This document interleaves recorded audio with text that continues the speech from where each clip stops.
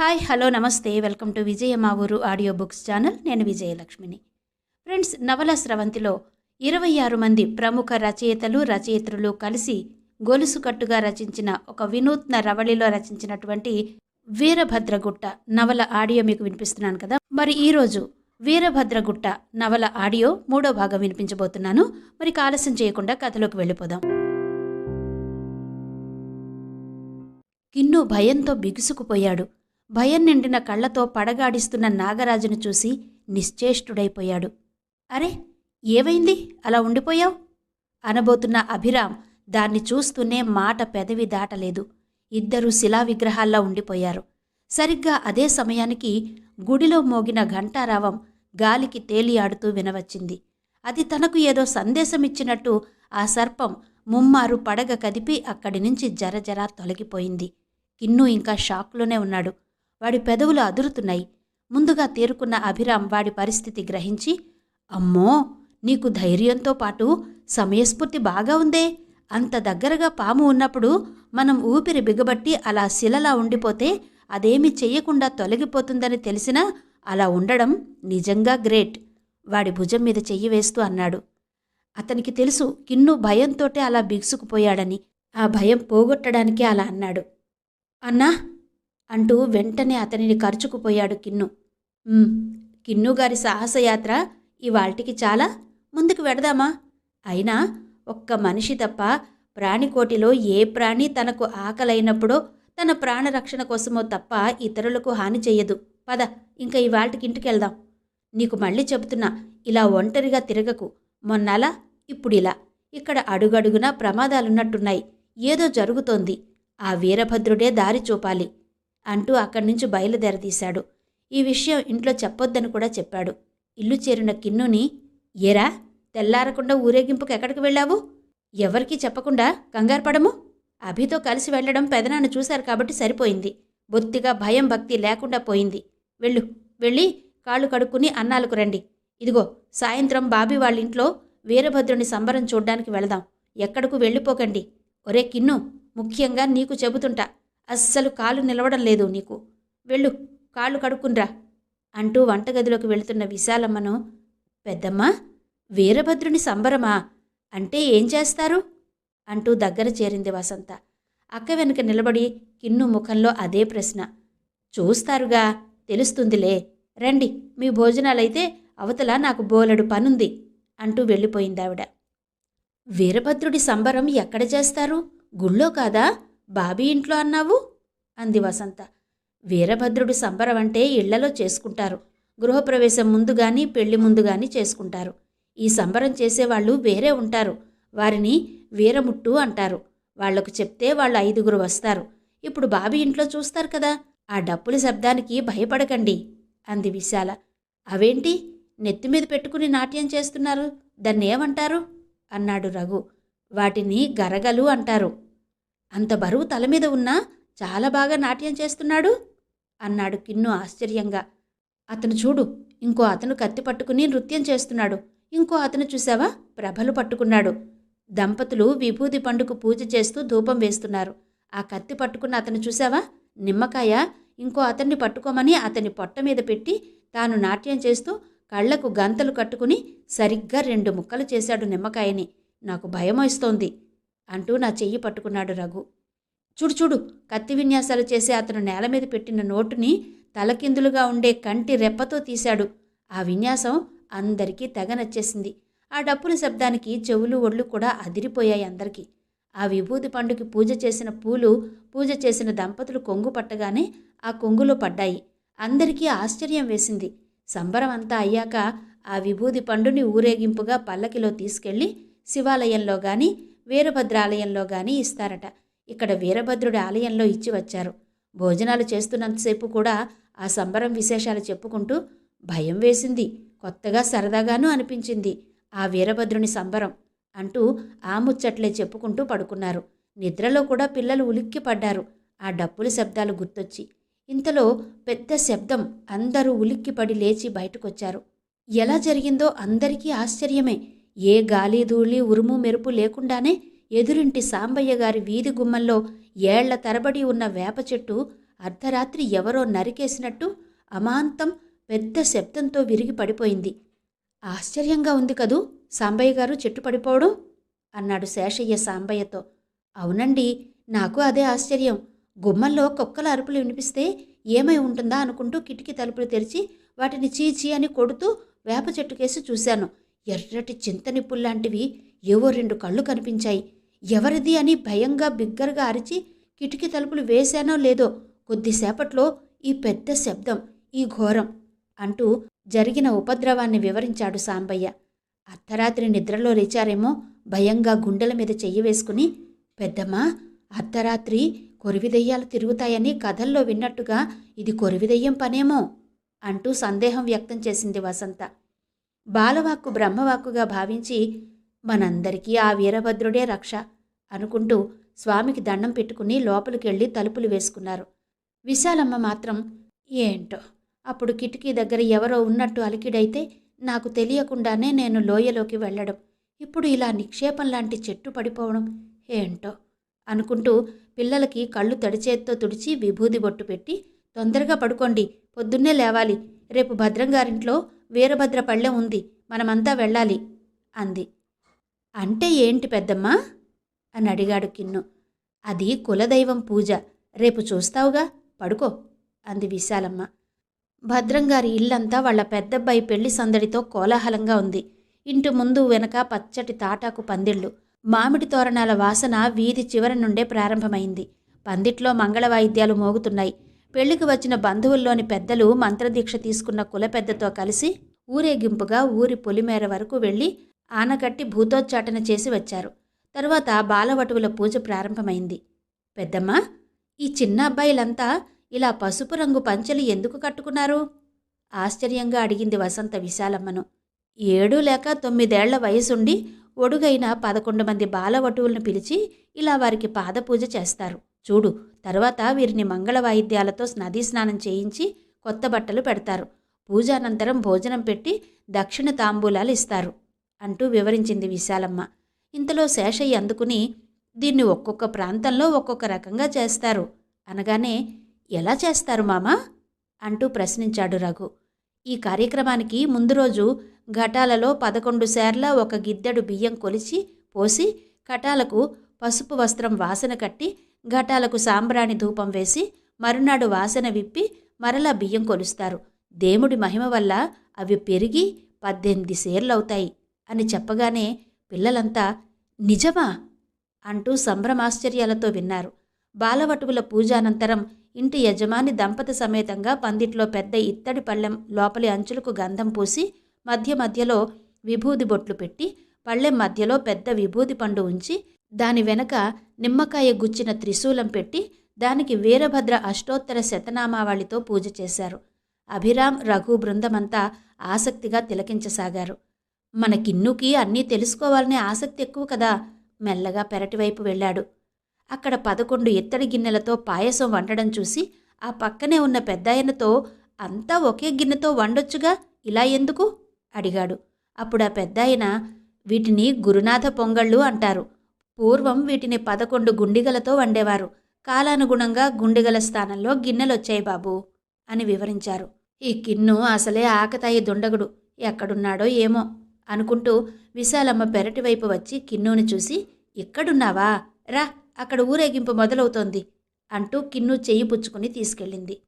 అప్పుడే నుదుట అడ్డంగా విభూది రేఖలు దిద్దుకుని మధ్యలో పెద్ద రూపాయి బిళ్ళంత కుంకుమ బెట్టు పెట్టుకుని ఎర్రని పట్టుబట్టలు కట్టుకుని మెడలో రుద్రాక్ష పూలమాల వేసుకుని ఓం హ్రీం వీరభద్రాయ భం నమః అంటూ ఒక్క దూకు దూకి భం నమః అన్నప్పుడు డోలు మ్రోగుతుండగా ఇంటి యజమాని పూజ చేసిన పళ్ళెంలో ఒక కత్తిని పెట్టి నిమ్మకాయ గుచ్చిన పొడుగాటి కత్తిని తానొకటి పట్టుకుని దక్షుండు యజ్ఞంబు శరభ దళపెట్టేనంత దశరభ బ్రహ్మ బిత్తరబోయే హస్సరభ అంటూ వాయిద్యాలతో ముక్తాయింపు ఇస్తూ దక్షయజ్ఞం కథను వీరంగం వేస్తున్నారు. ఇంటిలోని ముత్తైదువులు వీరికి దూరంగా జ్యోతుల పళ్ళాలు పుచ్చుకుని నిలుచున్నారు. ఈలోగా నారసాలు వేసే బృందం వచ్చారు. ఖడ్గాలలో నారసాలు ఒక భాగం. వింటిరా సురలార విన్నపంబొక్కటి, మహిమీద పార్వతి మాయమైపోవగా పరమేశ్వరుని గుండె భగ్గుమనియే, శూలం అన్నా నారసం అన్నా ఒక్కటే. కొన్ని ప్రాంతాలలో శూలాల సంబరమని, కొన్ని ప్రాంతాల్లో వీరభద్ర పళ్ళెమని అంటారు. బ్రహ్మశూలం బుగ్గకి నాలికపైన 2 బుగ్గలపైన విభూతి రాసి శరభఘోషల మధ్య శూలం గుచ్చుతారు. శూలం బుగ్గ లోపలికి నాలుక బయటకు వచ్చాక కొబ్బరి ముక్క గుచ్చుతారు. చుక్క నెత్తురు రాదు. అంతా దైవమహిమ. అంటూ ముట్టు వాళ్ళు చూడకూడదు, రాకూడదు. ఒకవేళ ఎవరైనా వచ్చినా దోషాలు తగలకుండా మంత్రోచ్చారణతో ఆవు పంచితం జల్లుతారు. ఏకనారసం, కంటి నారసం, గొంతు నారసం, శిరసు నారసం, గంప నారసం, శూల నారసం, ఇలా రకరకాల నారసాలు వేసేవారు వచ్చి శూలాల చివర నూనె గుడ్డలు చుట్టి వెలిగించినవి బుగ్గలలోనూ నాలుక మీద పొడుచుకున్నారు. అది చూసి భయమేసి రఘు ఒక్కసారిగా కెవ్వున అరిచి కళ్ళు చెవులు మూసుకున్నాడు. శేషయ్య రఘుని దగ్గరకు తీసుకుని హత్తుకున్నాడు. ఇంటి యజమాని పూజ చేసిన వీరభద్ర పళ్ళాన్ని పల్లకిలో ఉంచగా ముందు రామడోలు, ఆ వెనుక నారసాలు, ఖడ్గనృత్యం, గండదీపాలు, పల్లకీలు ఊరేగింపుగా అందరూ శివాలయానికి తరలి వెళ్ళి వీరభద్ర పళ్ళాన్ని శివాలయంలో ఉంచి వచ్చి విందు భోజనం చేశారు. అందులో పాయసం కూడా తిని ఇళ్లకు వస్తుంటే అభిరామ్, మామా, వీరభద్రుడి గుళ్ళో తీర్థమవుతోంది కదా, అది కూడా చూసి ఇంటికి వెళదాం అని అడగడంతో పిల్లల ముచ్చట కాదనలేక సరేనన్నాడు సాంబయ్య. ఇహ పిల్లలకు సందడే సందడి.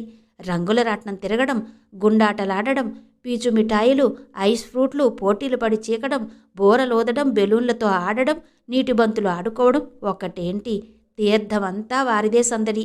వసంత మాత్రం నువ్వులద్దిన జీడీలు, చక్కెర కడ్డీలు, బాబీ రిబ్బన్లు కొనిపించుకుంది. అందరూ రాత్రికి ఇంటికి చేరారు. అభిరామ్ సగం విరిగిన వేప చెట్టును చూసి ఇంట్లోకి వెళుతూ ఇది ఎలాంటి కొరివిదెయ్యం పనో తెలుస్తుంది అనుకుంటూ అడుగు ముందుకు వెయ్యబోయి టక్కున ఆగిపోయాడు. సగం నరకబడ్డ వేప చెట్టు దగ్గర ఆగిన అభిరామ్ దృష్టి అక్కడ పడి ఉన్న తాయెత్తు మీద పడింది. దానిని చేతిలోకి తీసుకుని చుట్టూ పరికించాడు. వేప చెట్టు దగ్గర ఎవరో కదులుతున్నట్టు అనిపించి అటువైపు నడిచాడు. అభిరామ్ తమ వైపు రావడం చూసి ఆ ఇద్దరు వ్యక్తులు పరుగులంకించారు. అభిరామ్ కూడా వారి వెంట పరిగెత్తాడు. ఎలాగైనా సరే వాళ్లను పట్టుకోవాలని, ఊరిలో జరుగుతున్న సంఘటనల వెనక రహస్యాలను ఛేదించాలనే పట్టుదలతో ఆ ఇద్దరు వ్యక్తులు పరుగెడుతూ ఊరి చివర ఉన్న మామిడి తోపులోకి జారుకున్నారు. అసలే చీకటి. తనకు తెలియని మామిడి తోటలోకి వెళ్లడం శ్రేయస్కరం కాదని వెనుతిరిగి నడుస్తున్న అభిరామ్ భుజం మీద చెయ్యి పడడంతో ఉలిక్కిపడి వెనక్కి చూశాడు. శేషయ్య గారు. ఏం అభిరామ్, రాత్రిపూట ఇలా ఊరవతల ఎందుకు తిరుగుతావు? అసలే ఊరి పరిస్థితి బాగాలేదు అన్నాడు. చిన్న పని మీద బయటకొచ్చానండి అన్నాడు అభిరామ్. చిన్న పనైనా పెద్ద పనైనా సరే రాత్రిళ్ళు బయట తిరగకు, పద ఇంటికి అంటూ ముందుకు నడిచాడు శేషయ్య. అభిరామ్ శేషయ్యతో పాటు ఇంటివైపు నడిచాడు. నీకోసం ఎంత కంగారు పడ్డామో నువ్వు తొందరగా రాకపోయేసరికి అంది గుమ్మం దగ్గరే ఆందోళనతో ఉన్న తులసమ్మ. సరే వెంటనే వాడికి అన్నం పెట్టు అన్నాడు సాంబయ్య. మీరందరూ గుడి నుంచి తొందరగా వచ్చేస్తే భోజనం చేసి అందరం కలిసి సాంబయ్య తోటకు వెళ్దాం, అక్కడ ముంజకాయలు తిందురుగాని అన్నాడు శేషయ్య. అభిరామ్తో బయలుదేరిన పిల్లలందరూ గుడి దగ్గరకు చేరారు. వీరభద్రుడి దర్శించుకున్నాక గుడి చప్టా మీద కూర్చున్నారు. మాకేవైనా మంచి విషయాలు చెప్పండి అంకుల్ అంది వసంత. చెప్పండి అంకుల్, చెప్పండి అన్నారు మిగిలిన పిల్లలు. ఓకే, చెప్తాను. వీరేశ్వర శివుడికి అంశతోనే జన్మించిన ఒక అద్భుతమైన వ్యక్తి కథ. ఎందుకంటే మనమున్నది వీరభద్రుని గుట్ట ఉన్న ఊరు కదా, అందుకే జాగ్రత్తగా వినండి. కథలో కథానాయకుడెవరో మీరే చెప్పాలి అన్నాడు అభిరామ్. వీరేశ్వర శివుని అంశతోనేనా అన్నాడు.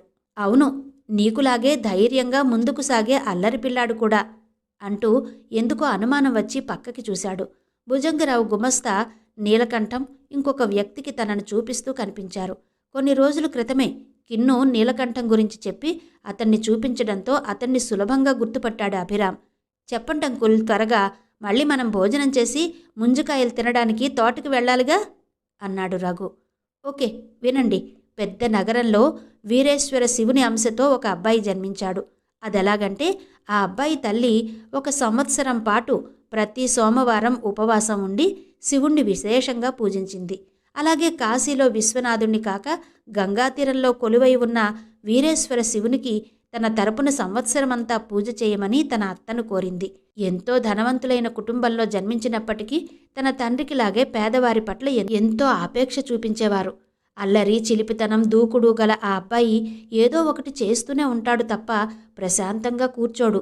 అతని అల్లరితో విసిగిపోయి సాక్షాత్తు పరమేశ్వరుడే నా కుమారుడిగా జన్మించాలని కోరుకుంటే ఆయన తన భూతగణాల్లో ఒకదాన్ని పంపించాడు అనేది. చిన్నప్పుడే తల్లి భారతీయ సంస్కృతిలోని దేవీ దేవతల, ఋషుల జీవితాలు, రామాయణ, మహాభారత, భాగవత గాథలు అతడి హృదయంలో నిలిచిపోయాయి. అందుకే ఆయన పెద్దయ్యాక జీవితంలో నేను సాధించినవన్నిటికీ నా తల్లికి రుణపడి ఉన్నాను అనేవారు. 7 సంవత్సరాల వయసులోనే ధ్యానంలో పరిణతి సాధించాడు. పరమశివుని పటాన్ని పెట్టుకుని ధ్యానముద్రలో మునిగిపోయేవాడు. అసాధారణ జ్ఞాపక శక్తి, చరిత్ర, సంస్కృతం అతనికి నచ్చిన పాఠ్యాంశాలు. నేనే శివుణ్ణి అనేవాడు చిన్ననాటనే. 6వ ఏట వీధి బడికి వెళ్లిన ఆ అబ్బాయి కొన్ని ఆర్థిక పరిస్థితుల వల్ల కొంతకాలం ఇంటి వద్దనే చదువు కొనసాగించవలసి వచ్చింది. ఆటల్లో అమిత ఆసక్తిగా ఉండేవాడు. గోళీ ఆటలు, పరుగు పందాలు, దాగుడు మూతలు, మల్లయుద్ధం, గుర్రపు స్వారీలు ఎంతో ఇష్టపడేవాడు. నాయనా, సదా పునీతుడువుగా ఆత్మగౌరవంతో మెలగు. పరుల ఆత్మగౌరవాన్ని పరిగణించి జీవించడం అలవర్చుకుని సరళ స్వభావిగా ఉండు. అవసరమైనప్పుడు మనసు ఉక్కు చేసుకోవడానికి సంకోచించకు అని తన తల్లి చెప్పిన మాటలు ఆయన జీవితంలో మార్గదర్శకాలయ్యాయి. మిత్రుని ఇంట్లో ఉన్న చంపక వృక్షం ఎక్కి తలకిందులుగా వ్రేలాడేవాడు. ఆ చెట్టు మీద భూతం ఉందని చెప్పినా భయపడేవాడు కాదు అంటూ ఆగాడు అభిరామ్. ఈ ఊర్లో కొరువి దెయ్యాలున్నాయంటున్నారు, మీరు నమ్ముతారా అని అడిగాడు అభిరామ్. నేను నమ్మను అన్నాడు కిన్ను. వెరీ గుడ్ అంటూ కొనసాగించాడు చుట్టుపక్కల ఓసారి చూసి అభిరామ్. 6 సంవత్సరాల వయసులోనే మన వీరభద్రుని తీర్థంలాగే ఒక తీర్థానికి వెళ్ళి పరమశివుని బొమ్మ కొనుక్కొని వస్తూ వాయువేగంతో వస్తున్న గుర్రపు బండి క్రింద పడబోతున్న మిత్రుణ్ణి కాపాడాడు. నాటక సమాజాన్ని ఏర్పాటు చేసి మిత్రులతో కొన్ని నాటకాలు వేశాడు. దృఢ సంకల్పంతో ముందుకు సాగాలి అనేవాడు. ఆత్మవిశ్వాసం ఆభరణంగా కలవాడు అని చెప్పి, ఇంకో ఆధారం ఏదైనా ఇవ్వండి సార్ అని అడిగారు రఘు, కిన్ను. ఓకే, చేరుకో, మేలుకో, లక్ష్యాన్ని సాధించే వరకు విశ్రమించకు. పిరికితనమంటే మరణించడమే. భారతదేశం యొక్క ఖ్యాతిని విశ్వవ్యాప్తం చేసిన మహానుభావుడు అని ఆగాడు అభిరామ్. సార్, మన కథానాయకుడు శ్రీ వివేకానంద స్వామి అని టకీమని చెప్పారు పిల్లలు. Very good. శిష్యుడు వివేకానంద అంటే గురువు రామకృష్ణ పరమహంసకు ఎంతో ఇష్టం. ఆ గురువు దయవల్లనే కలకత్తా నగరంలో దక్షిణేశ్వరంలో ఉన్న కాళీమాతను ఆరాధించి నిజంగానే దర్శించాడు. వివేకానంద స్వామి తల్లిదండ్రులు భువనేశ్వరి, విశ్వనాథ దత్తలు. కలకత్తా నగరంలో జన్మించాడు. గురువు రామకృష్ణ పరమహంస ఆధ్యాత్మిక సందేశాన్ని, మత సామరస్యాన్ని విశ్వవ్యాప్తం చేశారు. కాలం చెల్లిన మూఢనమ్మకాలను, వాదనలను ఖండించారు స్వామి వివేకానంద. శ్రీ రామకృష్ణ పరమహంస చెప్పినట్టు స్వర్గంలో జీవించే ఒక ఋషి మానవ రూపంలో ఏతెంచారు అన్నాడు అభిరామ్. స్వామి వివేకానంద బాల్యం గురించి బాగా చెప్పారు సార్ అంది వసంత. మహాత్మా జీవిత చరిత్ర నుంచి మనం గ్రహించవలసినవి చాలా ఉంటాయి. వాటిని గ్రహించి ఆచరించాలి చెప్పాడు అభిరామ్. నాకు అర్థమైంది అంకుల్, ఈ కథ ఎందుకు చెప్పారో అన్నాడు కిన్ను. నాకు తెలుసు కిన్ను, నువ్వు క్యాచ్ చేయగలవని అని నవ్వి, పదండి పదండి, ఈరోజు మనందరికీ మీ ఇంట్లోనే భోజనాలు అని అభిరామ్ అందరితో పాటు శేషయ్య గారింటికి చేరుకున్నాడు. రండి రండి, త్వరగా భోజనాలు చేసేయండి, తోటకు వెళ్ళాలి. ముంజకాయల కోసం తొందరబెట్టారు శేషయ్య. విశాలమ్మ అందరికీ భోజనాలు పెట్టారు. కొత్త ఆవకాయ అందరికీ నచ్చేసింది. సాంబయ్య ఎడ్లబండి మీద పొలానికి చేరారు. ఎడ్లబండి ఎక్కినప్పుడు అభిరామ్కు చిన్నప్పుడు చింతలూరు నూకాలమ్మ జాతర, ఆలమూరులో మట్టిలో మాణిక్యం సినిమా గుర్తొచ్చాయి. సాంబయ్య తన పొలంలో పాలేరుతో అప్పటికే ముంజకాయలు చెట్టు నుంచి దింపించాడు. అందరూ ఆనందంగా తింటున్నారు. చూశారా, ముంజకాయకు 3 కన్నులున్నాయి, ఇది ముక్కంటిలాగే అన్నాడు కిన్ను కొంటెగా. మామిడి చెట్టు ఎక్కి కాయలు కోసుకున్నారు. పొలంలో మోటారు తోడే నీళ్లలో పూర్తిగా తడిసి ముద్దయ్యారు ఆనందంగా. వేసవి సెలవుల పుణ్యమా అని అందరూ బండి మీద ఇంటికి చేరారు. అభిరామ్ అంకుల్ రాలేదు మనతో అన్నాడు కిన్ను. రాలేదా అంటూ శేషయ్య కంగారుగా పొలానికి బయలుదేరాడు. పొలంలో ముంజకాయలు తిన్న షెడ్డు దగ్గర, మోటారు దగ్గర, మామిడి తోటల్లోనూ వెతికారు. ఎక్కడా కనబడకపోయేసరికి నిరాశగా పొలం వైపు నుంచి ఇంటివైపు రాసాగాడు శేషయ్య. ఇంతవరకు వీరభద్రగట్టు నవల ఆడియో 3వ భాగం విన్నారు కదా. మిగిలిన కథ తరువాతి భాగాల్లో వినిపిస్తాను. అంతవరకు సెలవా మరి. నమస్తే.